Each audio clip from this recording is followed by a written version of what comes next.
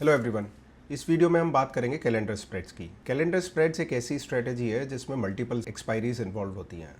For example अगर आप कोई स्ट्रैडल शॉर्ट करें या स्ट्रेंगल शॉर्ट करें या कोई बुल कॉल स्प्रेड लें तो उसमें एक ही एक्सपायरी इन्वॉल्व होती है, बट कैलेंडर स्प्रेड्स में मल्टीपल एक्सपायरीज इन्वॉल्व होती हैं। इसमें theta decay as well as IV का इंपॉर्टेंट रोल होता है। ये सिर्फ डायरेक्शन पे डिपेंडेंट नहीं होती है, हमको दोनों चीज़ें देखनी होती हैं। तो चलिए शुरू करते हैं और समझते हैं कि कैसे कैलेंडर स्प्रेड्स यूज़ करके हम एक लो रिस्क पोजीशन की एक ट्रेड ले सकते हैं। तो इसमें होता क्या है कि जो नियर एक्सपायरी है उसके ऑप्शन हम सेल करते हैं और जो फादर एक्सपायरी है, जो दूर की एक्सपायरी है, उसके ऑप्शन हम बाय करते हैं।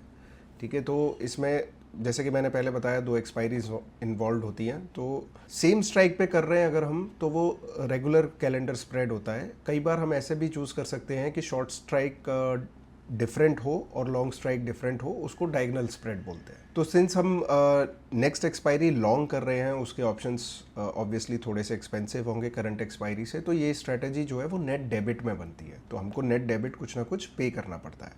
The core mechanics of decay and volatility of calendar spreads work like this कि जो नियर ऑप्शंस हैं उनकी जो थीटा डिके होती है वो फास्टर होती है। ट्रेंगल वाले वीडियो में बताया है कि जैसे जैसे हम नज़दीक आते जाते हैं एक्सपायरी के, जो थीटा डिके होता है वो फास्टर होता है। तो ऑब्वियसली करंट एक्सपायरी के ऑप्शंस हम सेल किए हैं, अगर हमने सेल किए हैं तो वो वहाँ पे थीटा डिके जो है वो थोड़ा फास्टर होगा कंपेयर टू नेक्स्ट एक्सपायरी। तो वो एक थीटा का एडवांटेज होता है। सेकेंडली हम इसमें वॉलेटिलिटी का एज क्रिएट कर सकते हैं एज इन जो टाइमिंग होती है कैलेंडर स्प्रेड की, वो इस टाइप से चूज़ कर सकते हैं जिससे हमें एक वॉलेटिलिटी में एडवांटेज मिले।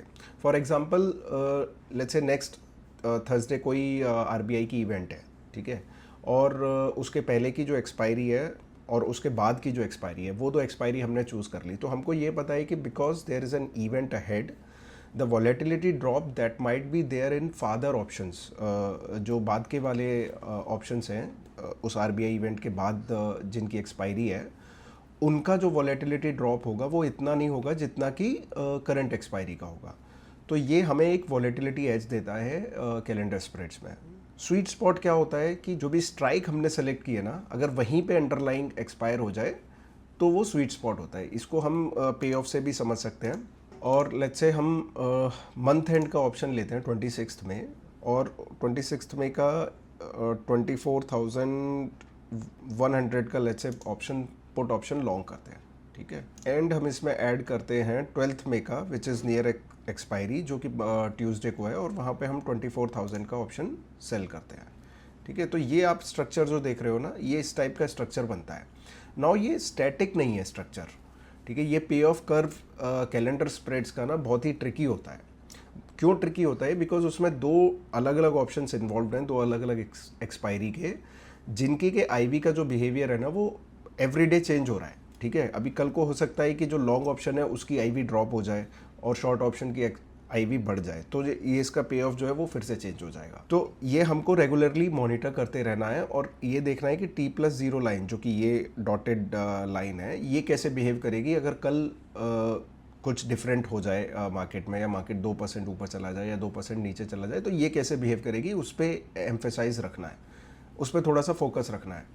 स्वीट स्पॉट की बात कर रहे थे, तो ये जो स्वीट स्पॉट है वो 24,000 पे ही आ रहा है। ऑब्वियसली बिकॉज वहाँ पे जो है वो शॉर्ट ऑप्शन जो है वो एकदम ज़ीरो हो जाएगा और लॉन्ग ऑप्शन की कुछ ना कुछ वैल्यू रहेगी जो नेक्स्ट एक्सपायरी का है, ठीक है। तो ये इसका पे ऑफ कव होता है। जैसे मैंने बताया कि इस पे ऑफ कव को कंटिन्यूसली फॉलो करते रहना है, बिकॉज आने वाले दिनों में ये पे ऑफ कर्व जो है वो चेंज हो सकता है। इस वीडियो में मैं अपने दो पुराने ट्रेड्स जो मैंने रिकॉर्ड किए थे उनके बारे में भी बात करूँगा, श्रीराम फाइनेंस और PGEL, ठीक है। तो वो दोनों ट्रेड्स मैंने लिए थे और रिकॉर्ड किए थे फॉर दिस वीडियो पर्पज़। तो उन ट्रेड्स के भी बारे में बात करेंगे हम। हाँ, लिमिटेड रिस्क स्ट्रेटजी है। तो जैसे अगर हम कोई रेशियो स्प्रेड बना रहे हैं तो उसमें अनलिमिटेड रिस्क है, या कोई हम पुट शॉर्ट कर रहे हैं तो उसमें अनलिमिटेड रिस्क है, या स्ट्रैडल शॉर्ट कर रहे हैं, स्ट्रैंगल शॉर्ट कर रहे हैं, तो उसमें दोनों साइड में अनलिमिटेड रिस्क है। बट कैलेंडर स्प्रेड में क्या है, लिमिटेड रिस्क होती है। तो जितना हमने डेबिट पे किया है उतना ही हमारा रिस्क है in most cases. This is not true always, तो वो मैं बात करूँगा, अभी बताता हूँ कैसे। But mostly it is the debit which is at the max, which is the maximum risk for a calendar spread trade. ठीक है, हाँ, कब डिप्लॉय करना ये इंपॉर्टेंट है। तो ये हम कब कब डिप्लॉय कर सकते हैं, तो जैसे एक एग्जांपल अभी मैंने इवेंट का लिया कि इवेंट बेस्ड अगर कुछ है, तो अगर कोई ऐसी इवेंट है जैसे अर्निंग्स भी हो सकता है कि अर्निंग्स एक इवेंट है जहाँ पे आप डायरेक्शनल व्यू लेके लॉन्ग जो नेक्स्ट मंथ के ऑप्शन है वो लॉन्ग करो और करंट मंथ के ऑप्शन शॉर्ट करो। ठीक है, तो एक वो हो सकता है। दूसरा कोई इवेंट है, ठीक है, जिस इवेंट के पहले कोई एक्सपायरी है। ठीक है, जैसे आरबीआई की इवेंट मैंने बात करी कि अगर मॉनेटरी पॉलिसी की इवेंट है और उसके पहले हम पहले के ऑप्शन शॉर्ट कर रहे हैं और उसके बाद के ऑप्शन लॉन्ग कर रहे हैं, तो वो एक पॉसिबल विंडो है कैलेंडर स्प्रेड डिप्लॉय करने की। Range bound market, now this is easier said than done because we don't know when a range bound market will turn to trending market, और या कब ट्रेंडिंग मार्केट जो है वो range bound market में turn हो जाएगा। तो if you can identify that then calendar spread क्या मतलब और भी डिफरेंट टाइप्स की स्ट्रेटजीज़ हैं जो बेटर काम कर सकती हैं।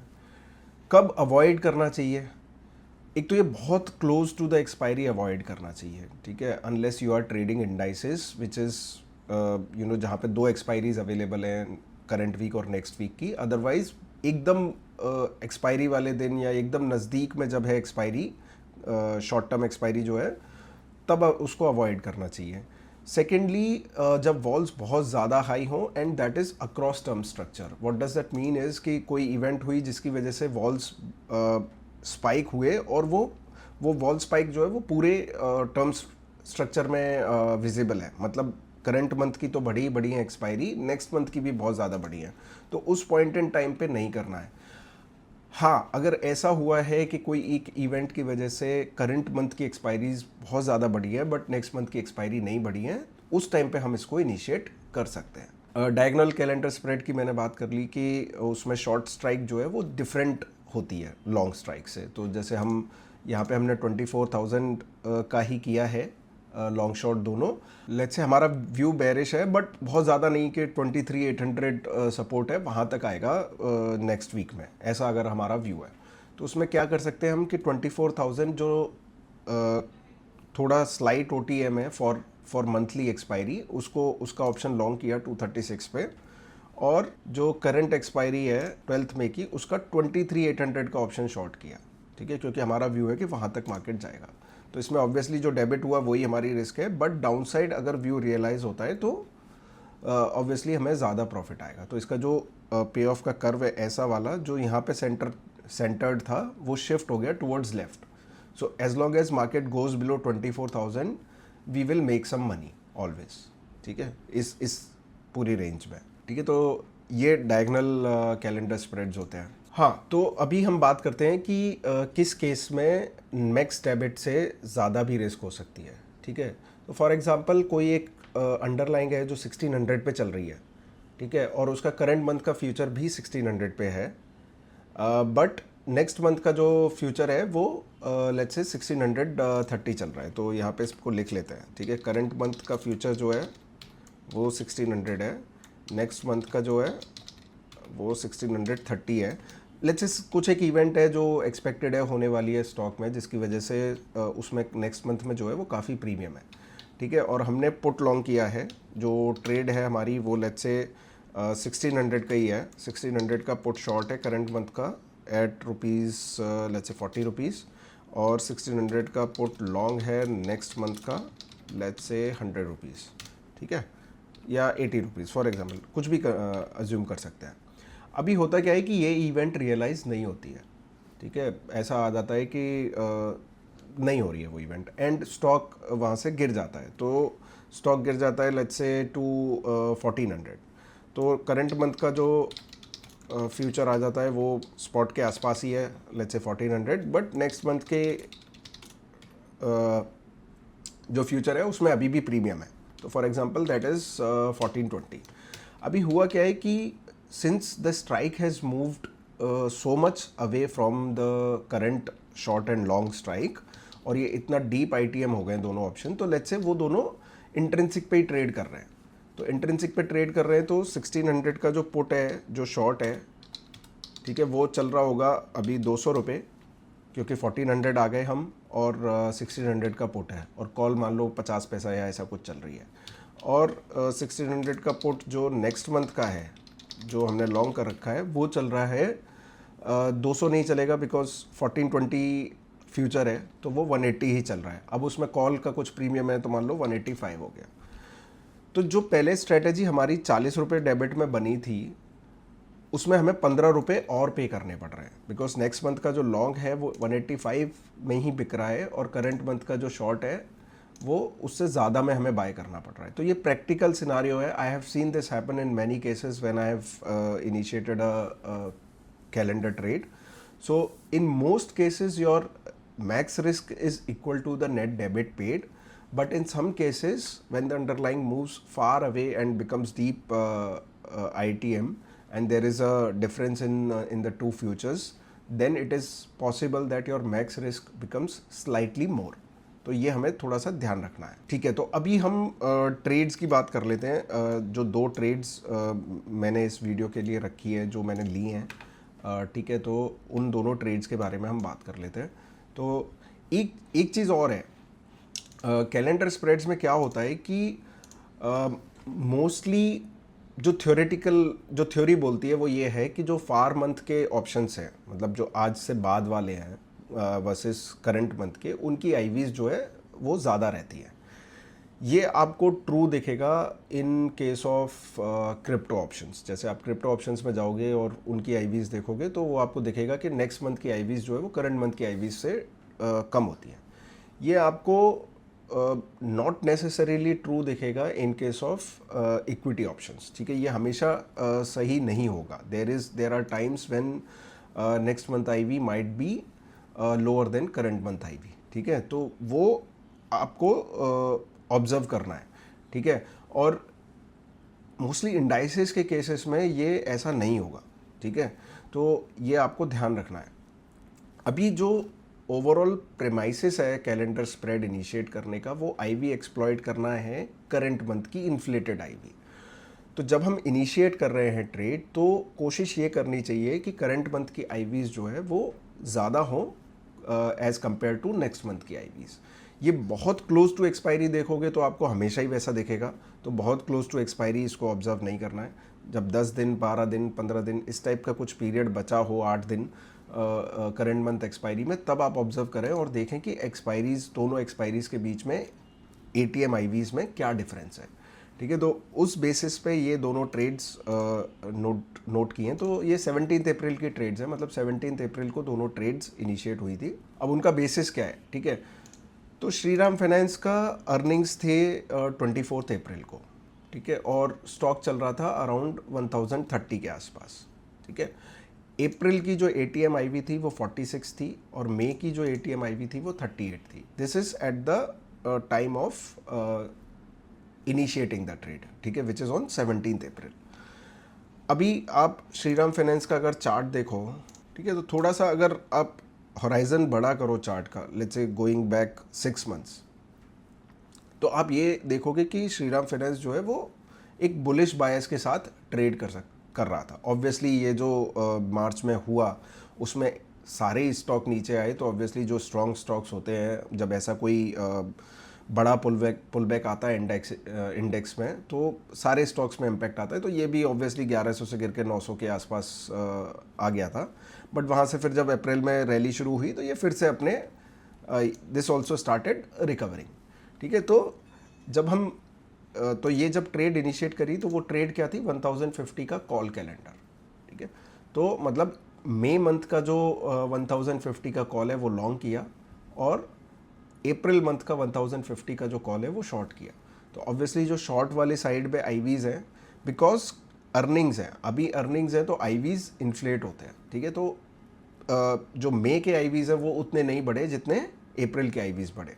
ठीक है, तो उस टाइम पे ये स्टॉक का ट्रेड इनिशिएट किया। हाँ, तो रैशनल यही था कि स्टॉक बुलिश बायस के साथ ट्रेड कर रहा है, और जो पोस्ट वॉर ड्रॉप हुआ वहाँ से रिकवर किया और कंसोलिडेट कर रहा था। अगर आप देखें, ये 17 अप्रैल इज समवेयर हियर। ठीक है, हियर। तो ये जो एक बड़ी कैंडल बनी उसके बाद 3-4 दिन का कंसोलिडेशन था, ठीक है। तो वहाँ पे वो ट्रेड इनिशिएटली, इसमें जो नेट डेबिट पे किया वो 21 है, तो मतलब 21 की मैक्स रिस्क है। तो इसका लॉट साइज शायद 825 है, ठीक है। तो इसका लॉट साइज 825 है, तो 21 इंटू 825, तो यहाँ पे हमारी 325 की मैक्स रिस्क है, और ये एक्चुअल मैक्स रिस्क है। अगर स्टॉक, सिंस ये कॉल साइड का कैलेंडर है, तो अगर स्टॉक समझो 10% 20% ऊपर भी चला गया, तो जो नेक्स्ट मंथ की फ्यूचर है वो प्रीमियम पे ही ट्रेड करेगी कंपेयर टू करंट मंथ। तो max loss actually 21 times 825 which is the monetary debit in this trade, वो है। अब ये ट्रेड क्लोज कब करी? ये ट्रेड क्लोज करी थी 24 अप्रैल को अहेड ऑफ अर्निंग्स, ठीक है। 24 अप्रैल को उसके अर्निंग्स थे, तो उसी अर्निंग्स के बाद क्या होता है कि कई बड़ी मूव आ जाती है। हो सकता है स्टॉक 10% नीचे ड्रॉप हो जाए, हो सकता है स्टॉक 10% ऊपर बढ़ जाए, और जो आईवी डिफरेंशियल था वो भी थोड़ा सा नॉर्मलाइज हुआ। तो ये अहेड ऑफ अर्निंग्स जो है वो ट्रेड क्लोज करी। Now this is just a coincidence that the two trades that I picked up for this video happen to make money.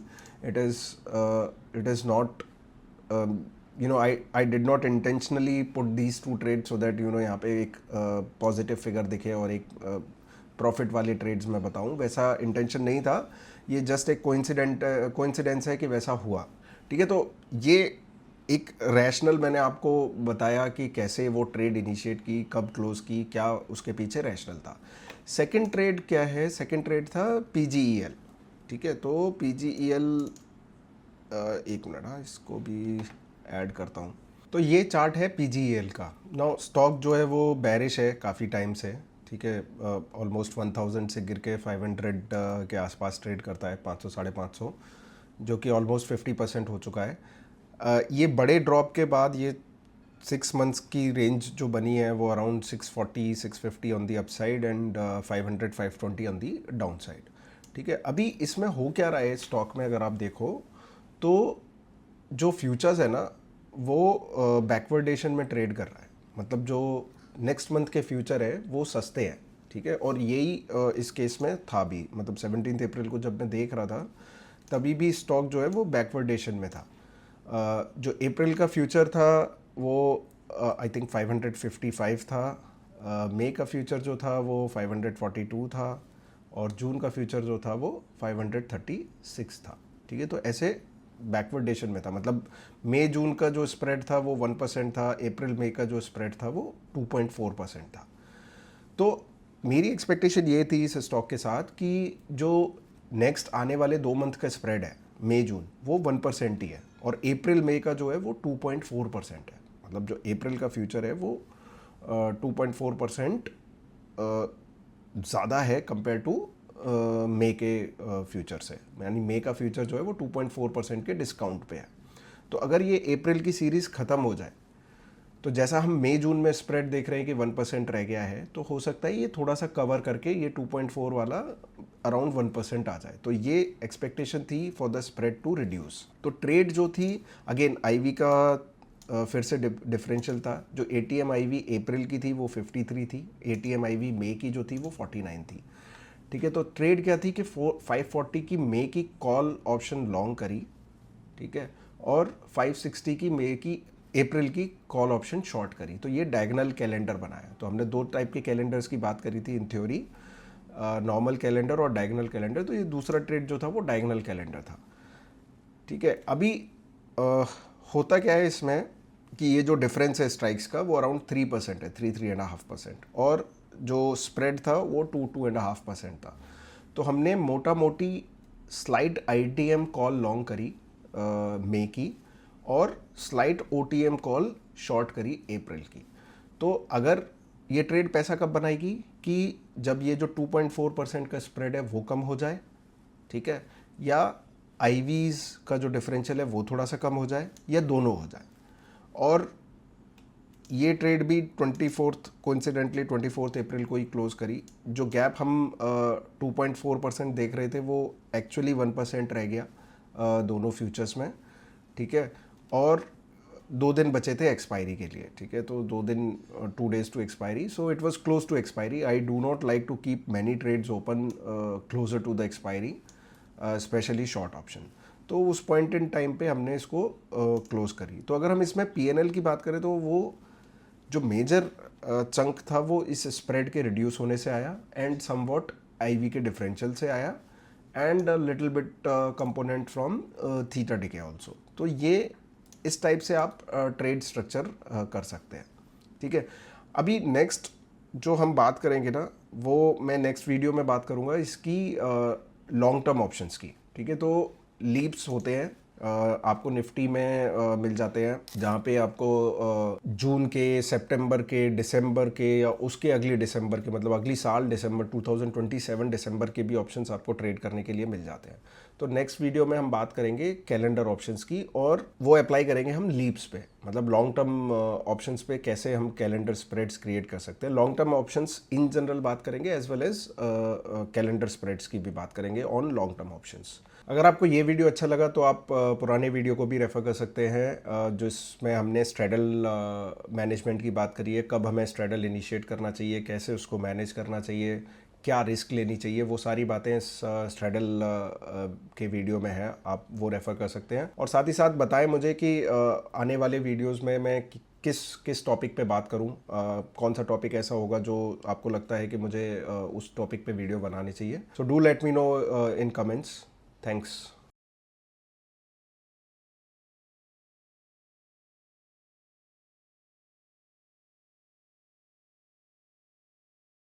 Investment in securities market are subject to market risks. Read all the related documents carefully before investing. Please read the risk disclosure documents carefully before investing in equity shares, derivatives, mutual fund, and or other instruments traded on the stock exchanges.